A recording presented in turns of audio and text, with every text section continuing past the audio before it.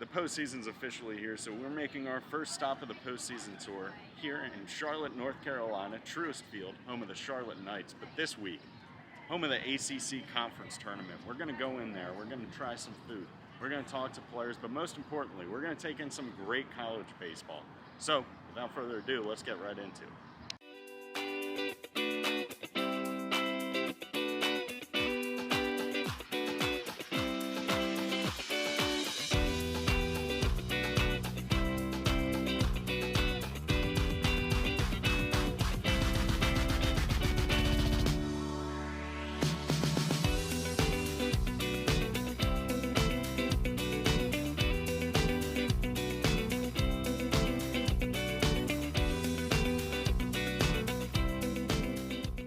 So one thing you'll notice about the Charlotte Knights Stadium is there is not a single bad seat in the house, including these bleachers.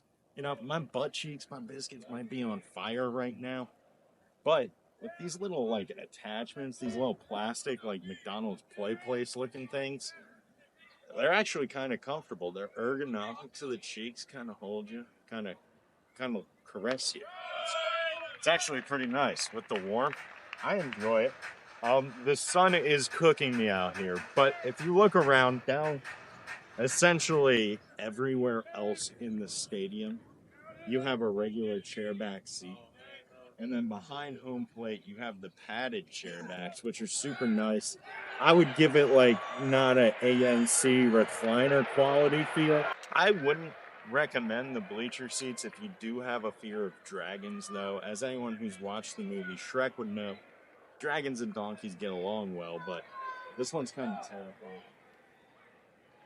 I do believe he fires off smoke when ones are hit, which is very exciting. That's a very nice added touch to the fireworks or the light show post-home run that they do. But all in all, just a phenomenal place to take in a baseball game. I would say the one knock against it, not much shade. And for a big guy like me, that's going to induce a lot of sweat. This shirt's going to be looking a lot different in a couple of innings.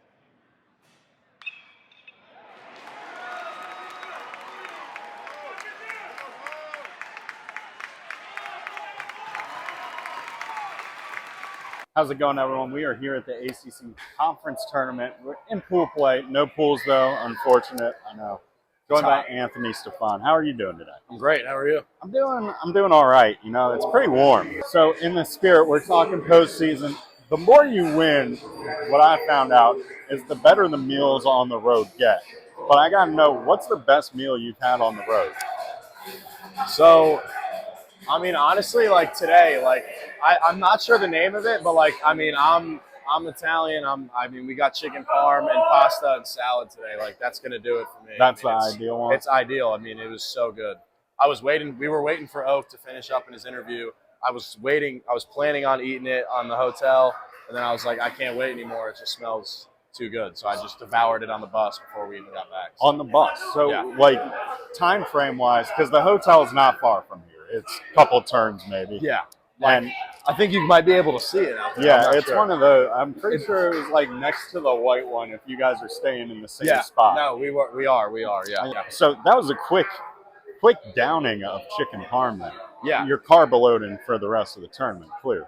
Yes. I mean, Michael Scott in the office carbo loads before the run, so I figured I might as well carbo load before an ACC tournament. Just one of the most phenomenal episodes, too. Yeah. I think it was fettuccine Alfredo. Yeah.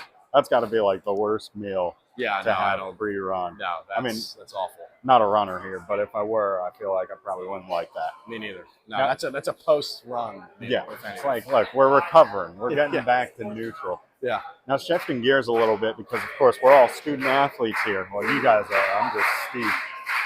What are you studying at school? American Studies. Okay, American Studies. What is the most fascinating thing you've learned about American Studies?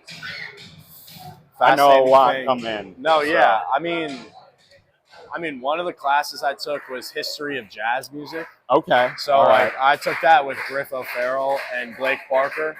I didn't if you told me before college, hey, you're going to take a jazz class, I'd be like, I'm probably not going to do that. Yeah, probably not. I mean, it was for the major, and I'm trying to remember, but learning about Louis Armstrong. Okay. He was a great It's a jazz Yeah, musician. I mean, you know, there's there was Louis. None of the jazz moved you enough where it was like, hey, I'm going to use this for my walkout. It was just, No, I was sticking to Billy Joel. That's Yeah. I mean, he's classic. So because I mean, right now you walk out, it's Tony's song, right? yeah, Anthony's song by Billy Joel. Moving Out, I think is like the other name for it. But Yeah, it's that's my walkout. part. I know when you're coming to the plate because of that song. Have you considered other walkouts? I added another one this year, Mambo Italiano. Okay. All right. Like my Nana likes Dean Martin, so I was like, might as well give her a shout out. She's pretty cool. Do you think there's a more New Jersey song you could have picked? I mean, I could have went like Bruce Springsteen then. I guess. I think I could have done something like that. I mean, Billy Joel mentions Hackensack. Like that's like 10 minutes from my house, so that's a pretty Jersey song. But yeah. Maybe the Jersey Shore theme song, but like I mean that's like something my DJ I don't want to be Pauly associated. did. Yeah, I don't want to be probably. associated with that. Yeah. Now, with all of this, we're talking about education. Of course, everybody wants to be a professional baseball player. What's your dream job outside of baseball? That's a good question.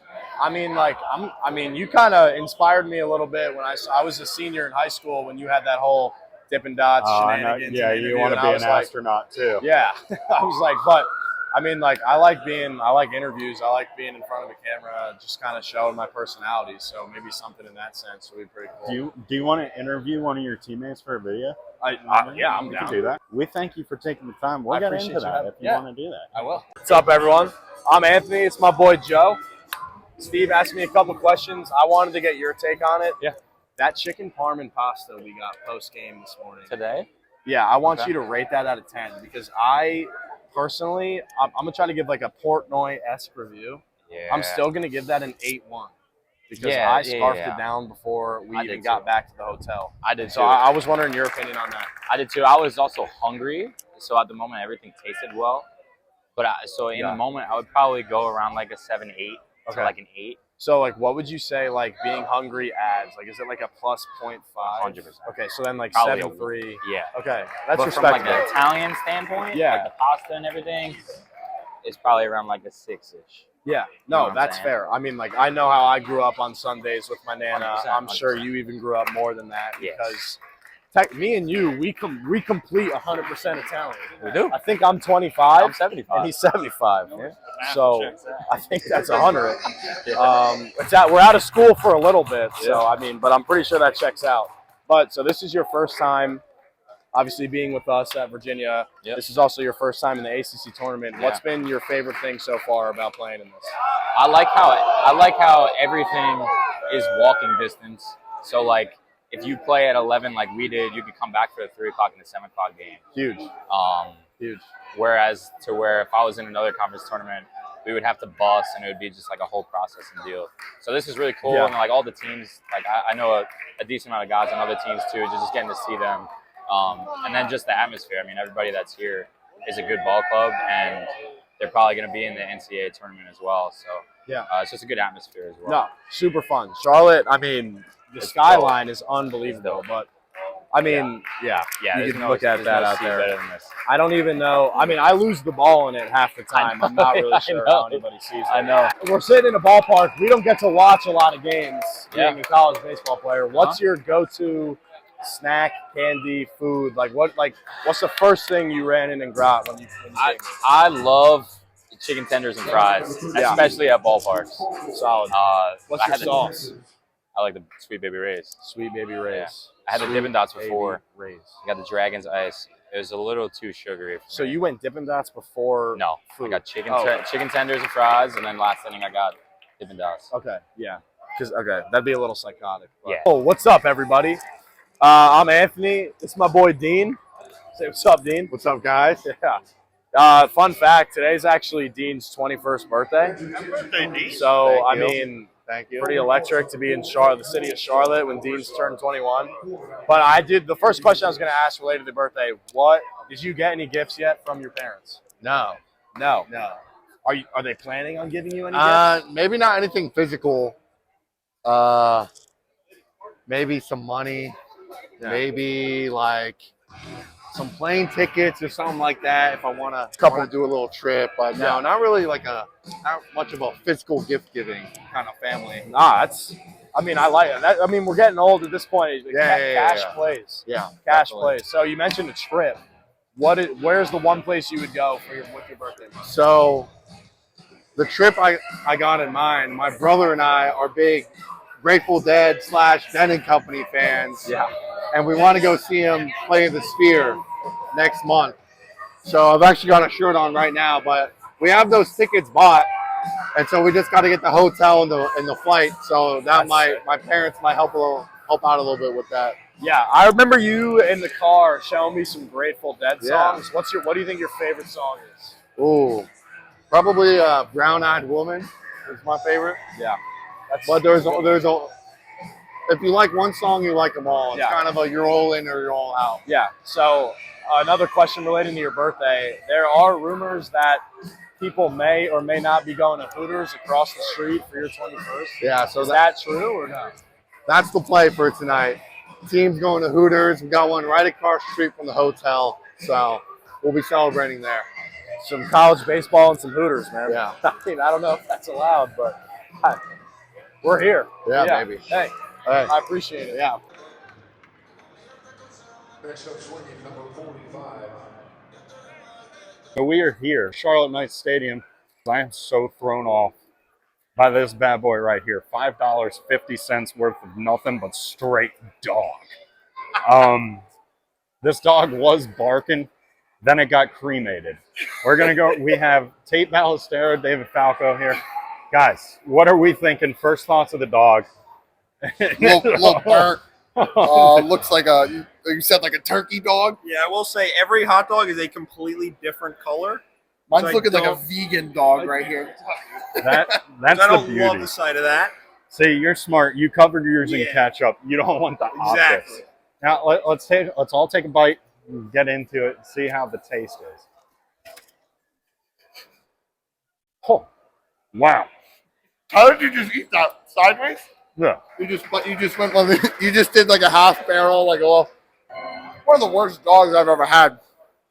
I'm getting one texture. It's all the same texture. I don't love that.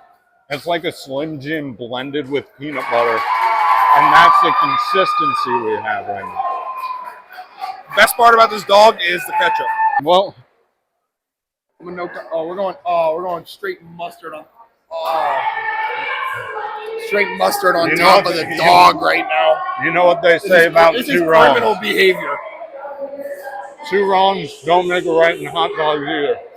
What would you give the dog?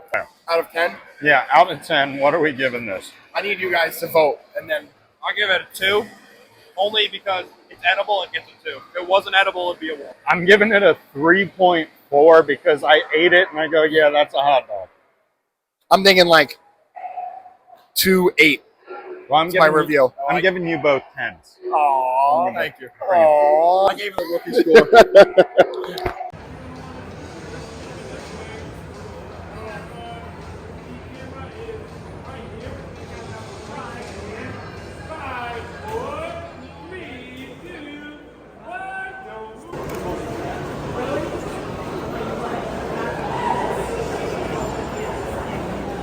All right.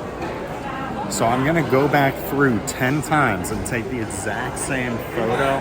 They'll be for sale on eBay, 7 cents. 7 cents, all right?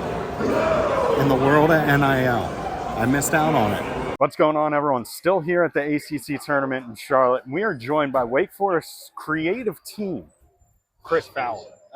Creative team member, creative team. How do I introduce you? That works.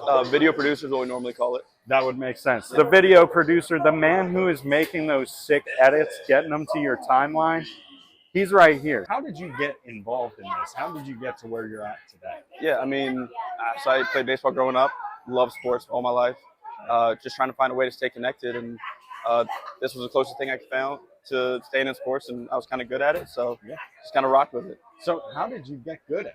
What was that process like? I don't know, honestly, just practice. Got surrounded by a lot of really talented folks. My first real creative job in minor league baseball, had a director who was just absolutely fantastic at what he does. Shout out Woo. And then here at Wake, kind of just got lucky and applied for a random job. They took me in, and I think Wake Creatives have some of the best content in the country, just across the board. Have a super talented room of people: Mitch Lazowski, Trevor Bowens, Joel Doms. I can go on, and they're just incredibly talented. So we just feed off of each other, and keeps it competitive in the office. So walk us through a little bit of your creative process. So say a cool clip just happened, some cool highlight. You film it, you capture it. What's the process like? It goes through you before it gets out. But what's that process like that goes through Chris Ballard process? Yeah, so at the end of the day, we're just storytellers. So we want to show people who were there, maybe a behind the scenes look, or people who weren't there, kind of just what happened. So best way to tell a story while keeping it interesting, and that's kind of the bottom line of being a creative. Yeah, absolutely. Now I got to know, what is your favorite type of play to highlight, or do you have a specific favorite moment you've captured? It's probably pretty cliche, but the dog pile last year to go to Omaha was on our home field. It was just epic. It was awesome, and that's a moment that those guys will never forget. And I was just blessed that I got to capture that for them, so they can never forget it. How's it going, everyone? It is Championship Sunday, and as I was making my way to the ACC tournament, dyslexia kicked in as I was typing into the GPS, and I typed in CAA, and we ended up at the beautiful UNC Wilmington campus, where we got College of Charleston taking on the UNC Wilmington Seahawks for the CAA title. Now, of course, that's a joke. I would have noticed the time difference in the two routes. I would have certainly noticed I'm heading east, not west. But either way, we got a great day of baseball action. So let's go check it out and see who's going to get an auto bid to the NCAA tournament.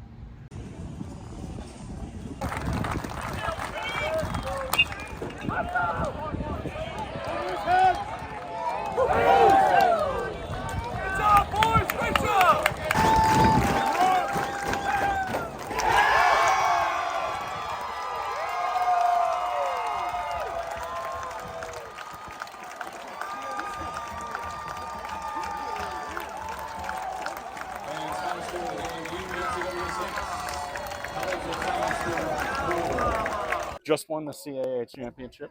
How we feeling? Feeling great. Feeling excitement. Lots of water was thrown, dog piles. Okay, where were we on the dog pile? I was like second level. I think Coop was on the bottom. I was very bottom with a cleat right here. Oh, that's never good. Yeah, I think I'm leading. Did you think prior to the dog pile, hey, this could be a dangerous situation? No, not at all. Not a chance. He's jumped in there. So if we were at a situation where we're dog piling again, are you going to play your cards differently? No, doing the same exact thing. Going straight for the bottom. Straight for the bottom. Straight for the bottom.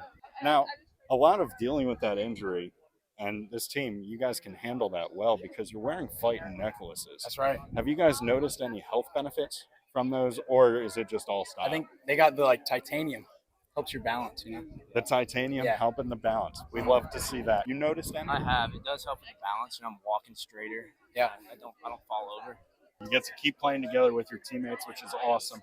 Now, another thing about you guys, coolest looking team here with the fighting necklaces. Oh, yeah. What's the story behind that? We were on the bus to Delaware, and Trace, the kid who pitched 6 innings today, he's worn one all year. And we were like, Jason was like, we need to get this for the whole team. And we ordered it right on the bus. We ordered 42 of them and got Coach Hood one, and everybody just loved it.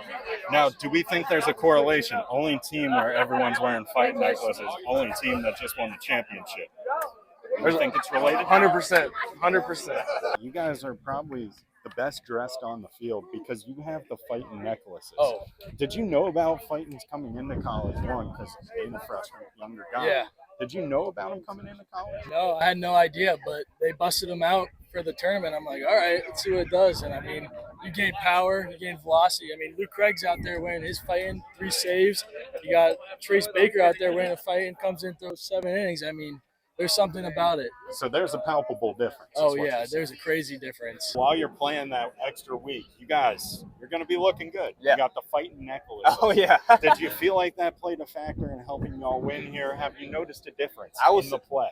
I will say exactly what you're saying. I felt a lot of increased contact throughout the lineup. I don't know if that, it could have just been, the energy being locked in, but it's a lot more great contact, good barrels. Pitchers were throwing strikes in the zone. I like them. Hey, we're going to keep wearing them, that's for sure. Now, I got to know about the fighting necklace. Did it helped you win, right? It helped you guys win? Yeah. Now, how did it make you feel during the outings, during the games? Did you notice it at all? I mean, that was more of the idea of like all us being together, everybody wearing it, just being one team and getting out there and compete, and that's what we did. And looking cool together. Oh, yeah. Coach Hood just won the CAA championships. How are we feeling?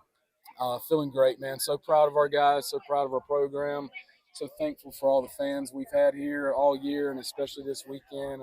Just excited to have another week. And, we got to this point last year and we didn't play as well in the regional that we were expecting to. So we've had a bad taste in our mouth all year, and our guys have continued to work and got to this point and getting ourselves another chance. Yeah, and now in getting that chance, you're hosting here at home. You guys are great hosts. You say, hey, you know what? We're going to give the fans a good show. We're going to win it for them.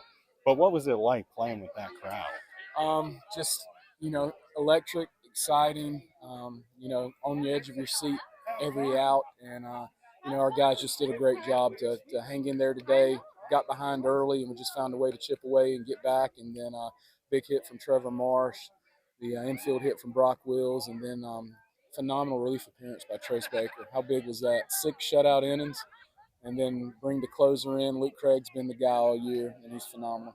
And I mean, just bringing that energy on the mound too, absolutely giving it back to the fans. Just, you love to see it. Yeah. But another commonality with all these guys you mentioned, we're all wearing fighting titanium necklaces.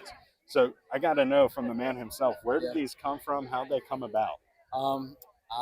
Earlier this week, I think Jason Arndt had bought all of them. I think he spent $400 or something.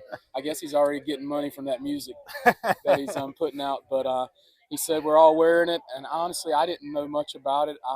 Even though it was probably 20 years ago when they were real popular, I do remember a lot of people wearing them. But I said, heck yeah, I'll wear whatever we need if it's going to make a difference in the mojo. And so everybody on the team's been wearing it, and I guess some good vibes through this necklace. So aside from the good vibes, have you been actually feeling any health benefits? Have you noticed anything? Well, I've had a back surgery a year and a half ago, and I do feel a little bit better. Okay, so maybe it is helping the back. I haven't had a lot of sleep here the last few weeks, but I'm going to give the titanium and the fighting necklace a little bit of props and shout out because maybe it's been helping the back. Yeah, so what I'm hearing is we got like 2 or 3 of them make a belt, titanium belt. Then we're changing the game. Belt, ankle bracelet. I don't know what we're properly to wear, but we'll do what we have to win baseball games and as coach and players. Well, we love to see it. We love seeing coaches who are bought in. Coach Hood, congratulations. Appreciate it, Thank man. you so much. Thanks for everything you do for college baseball. Happy to do it. Yes.